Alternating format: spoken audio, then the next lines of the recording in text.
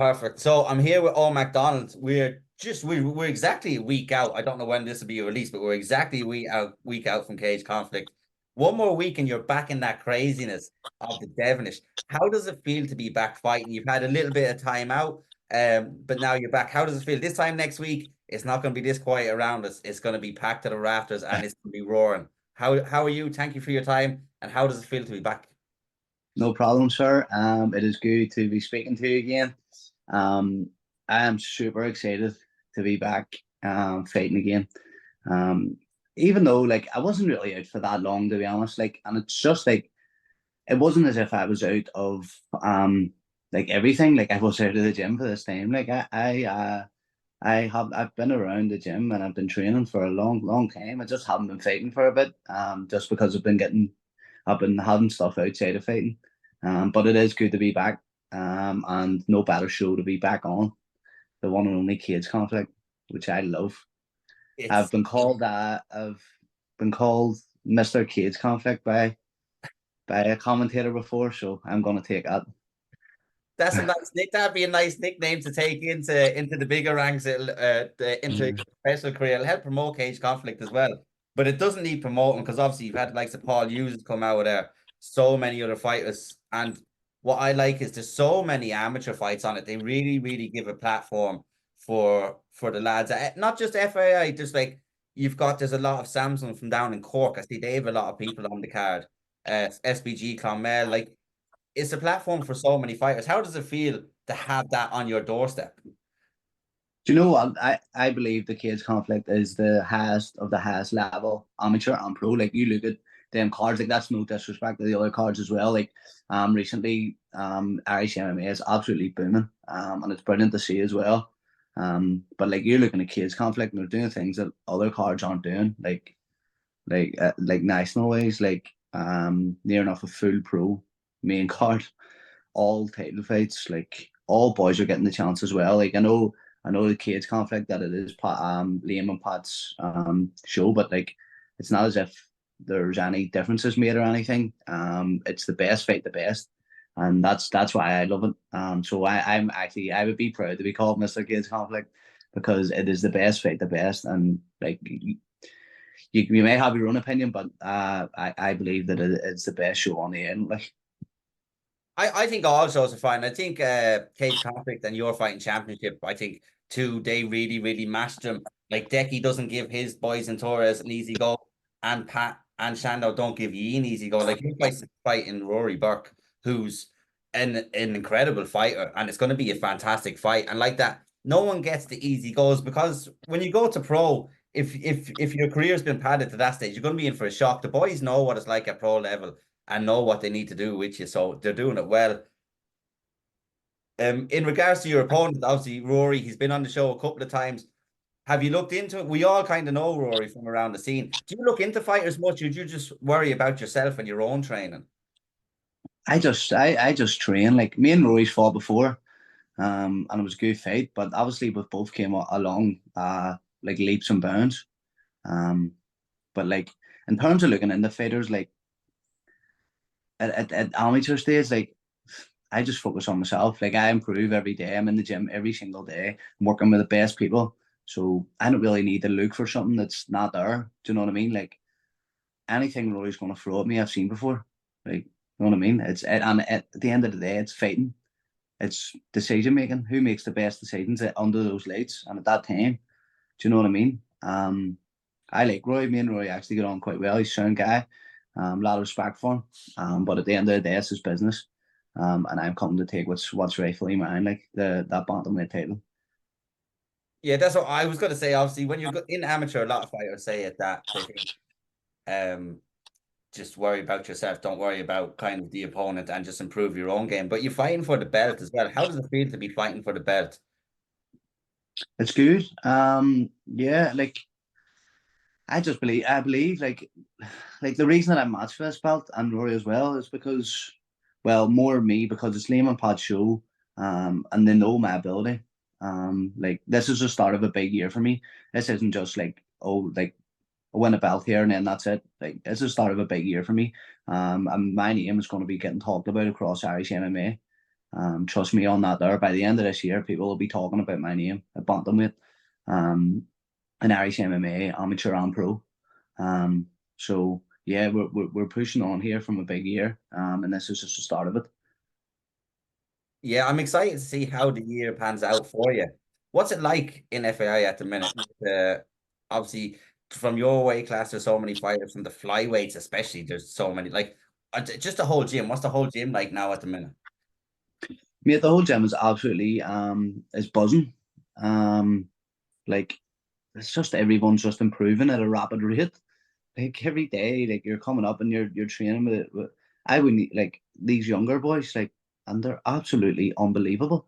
Like it is ridiculous. Like there's so many young lads up there that are just absolutely excelling every day, and it's because they're showing up, and they're trusting in the process of Fight Academy Ireland, which all of us are, and now everyone's starting to see it, pushing on and following the likes of Paul, Paddy, Reese, Joe, like all these boys. You know what I mean? Like this is what we're looking up to. This is what we want to be. It's not like we're just here to sort of take part. Like, do you know what I mean? We're here and we're doing high level things. Like, do you know what I mean?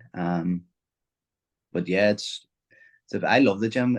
Like we always emphasize it and always talk about it at how much of like a family we are, and we are like a family. Like you could go up to the gym and speak to anyone at any time. The growth is just rapid. Like you've like everyone talks about like Liam and Pat. They're so high level. Like, and then you're coming in and you have the likes of Adam as well, and you have the likes of Aidan Davlin. Like, you know what I mean? Like Adam McGarry, by the way. You have all these lads that are just feeding off and adding their own twist and their own spaces to all this stuff, and it's unbelievable. And it's great that everyone's feeding off each other and pushing each other on. You know, it does look good. Adam's one who I've come across quite a bit. I know he does a good bit with the younger guys, the likes of Damien and stuff like that. And I've just seen him coaching and cornering as well, and I think he's absolutely fantastic, as well as the others. I think Pat and Liam obviously they're known as the head of it, but there's so They're, many. they're like the Godfathers. Yeah, yeah, sitting at the desk inside. But you've so many good coaches trickling down. Then you've so many good training partners. But with obviously, like you said, the likes of like Paul, you've got Reese in the UFC, Paul, who should be in the UFC, and you said you're looking at those guys. When you see those guys do it and they're on that stage, does that help with the belief in you as an individual and as a gym, as fighters, that it can be done if you put the hard work in? Yeah, 100%. Like it's just for me, it's just trusting, and like there's no point in me doing this sport if I don't trust who who's basically I'm in their hands. You know what I mean? I'm in all these boys. Like I'm in their hands. I trust them every single day. Everything we're learning, I trust, because if I didn't, then I wouldn't be there. Do you know what I mean? And you can see now the growth of like all the boys joining. Um, they trust in it too, and they know how good it is. Do you know what I mean? This is the start of like an insane year for Fade Academy. It's just going to excel bigger and bigger and better, and just constantly improving. And I'm excited to watch it and be a part of it. Um, like it's just brilliant. It's a great environment to be in, and it's a great place to grow yourself as well. Do you know what I mean? Like outside of the gym too. Outside the MMA, it's a great place to grow yourself and meet like a support system that's there for you too. Do you know what I mean? Yeah, no, and that is good as well because like that, it's not. I've talked to coaches about this. Is it just technical advice you give, or are you there as emotional, not emotional support that people are coming in? But you know, when someone like that is having a bad time, you've got that support system around you that have maybe been through these things. You're all in there for the same goal, and you all want to help each other. So I'd say it's good to have that like that family unit. You said if there's an issue up with you, you can just go here, whoever, blah blah blah, have your say, and then kind of go on about it. But you said it's a big year for yourself and for Fight Academy. Obviously, you've got Cage Conflict coming up next weekend, which is going to be massive. I think you've got Damien McGuigan versus Shay Cleland, which is one of that fight is just absolute fire to me. That fight is unbelievable. Um, It's a good. you are Mr. Cage Conflict, like you said, but like if you're looking for an active year, will you be fighting on just Cage Conflict? Or are you going to be going out to the other shows? Because there is, like we've talked about, there's so many other shows. How does it feel to have that many options, even if you are Mr. Cage Conflict? No, it's unbelievable. No, I'm only joking with the cage conflict. I just heard what a commentator called me at one time, and I was just like, I was a wee bit annoyed, and then I was like, see, to be fair, I can't really get annoyed because he's not far wrong. Like most of my fights are on cage conflict. But listen, it's just because of the high level of the show, and I'm completely proud that they would call me something like that. There, like if you look at my record, I'm fighting the best of the best. Like I'm fighting the best guys. Like 90% of the boys that I've fought have either fought for titles or fighting guys for titles or have had more experience than me every time I've fought them. Do you know what I mean? So like I'm far from padding the record or far from I want to fight the best guys. Doesn't matter what show it's on. I'll fight any guy. I'm sure you hear it like from everyone, but I'll fight any guy. It doesn't matter to me. Because I believe in myself and I believe in my coaches. So yeah, that's as far as that goes. Like, Yeah, and like that, you'll fight anyone. There's so many shows, so there's going to be a lot of opportunities for you. So, like amateurs get better. I see, and I believe from fight to fight. You know, if you watch like Rory's last fight, or he watches your last fight, there's just going to be leaps and bounds. How much better have you gotten in the past year that we don't know about? oh, mate, it's undescribable. Did that go off her? No, it's still a good. No, right. I don't know. It just blanked out, but unbelievable. Like, well, one of the reasons that I wasn't competing in MMA was because, well, two. I had a baby, and two was because I got a surgery. So I got a major surgery, and 3 weeks after the surgery, I was back in the gym. Like, and I've been in the gym ever since. Like, it's not like my routine hasn't changed. The only thing that's different is I wasn't actively fighting because I wasn't medically clear to actively fight. But I was in the gym learning every single day, every single week. Like all these boys are fighting for titles and fighting across the water, fighting on different shows. I'm there. Like I'm there. Like I wasn't sitting in the house watching this and going, oh gee, it's brilliant to see the boys doing this here. No, I was with them through every single training camp and learning as well. Do you know what I mean? Um, but yeah, come on, leaps and bounds. So happy with the progress I've made as well. Sometimes it just takes a bit of time as well to take out from actual fighting and focus on your own growth. And I believe that I've done that there really well. Yeah, no, it sounds like it. One, congratulations on the baby, which is a fantastic. I know I've won. He's not a baby anymore. He's 18, but you'll enjoy those years as they go They're through. hard work, bro. I'm telling you, they're hard work. Babies are hard work. They But are very hard work. Especially, it depends. My young lad used to sleep through the night, so he wasn't too bad. So I didn't have to wake up and do a night feed. I'd be gone before he was back up. But half the bottle, bro, half the bottle. yeah, but it's fantastic just to watch them grow. So congratulations on that. And then obviously you took the time out. And what I like about what you've just said there is you didn't just sit around and go, I've just had a baby. You were there with the team in training, probably training as much. And then that's going to bring your progression on leaps and bounds. Do you find sometimes when you don't have a fight coming up and you're just training and you're drilling and you're training, do you think sometimes that amplifies and speeds up maybe the process of learning new things because you're not constantly in a fight camp?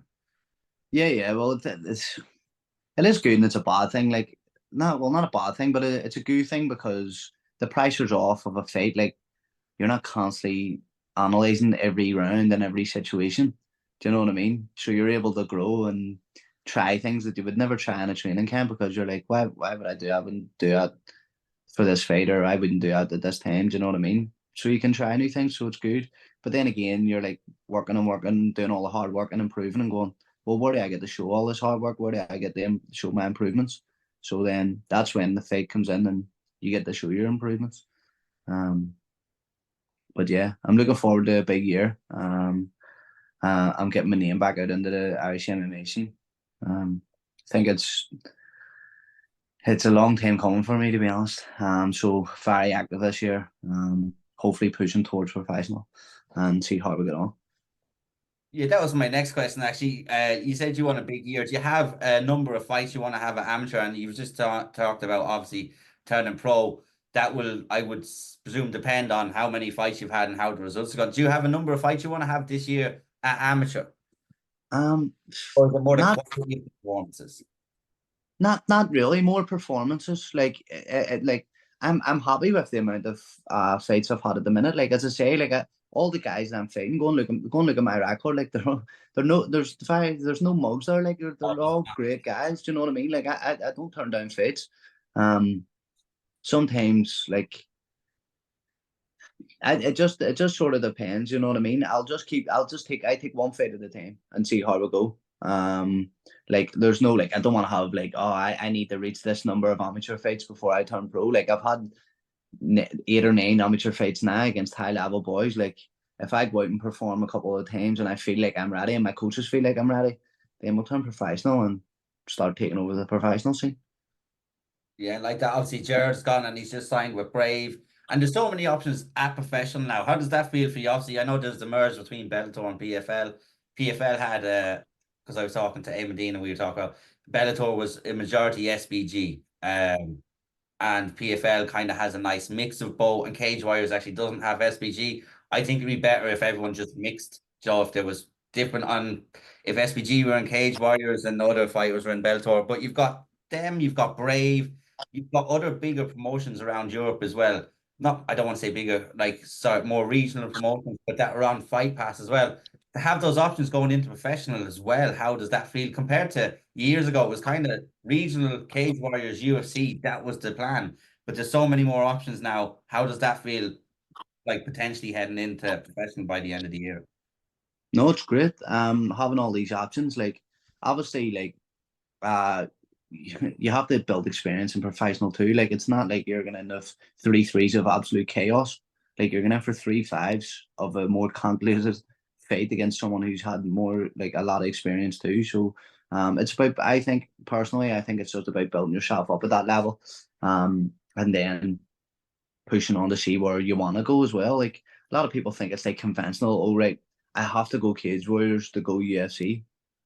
Yeah, 100%. That is one road. There's plenty of roads as well. Like I think Kamzat Chimaev went from Brave to the UFC.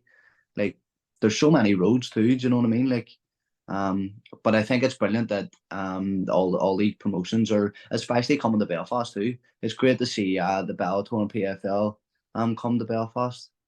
Um, and yeah, so it's brilliant to see all these promotions, and it just shows the growth of MMA too, and how much how much respect Irish MMA has.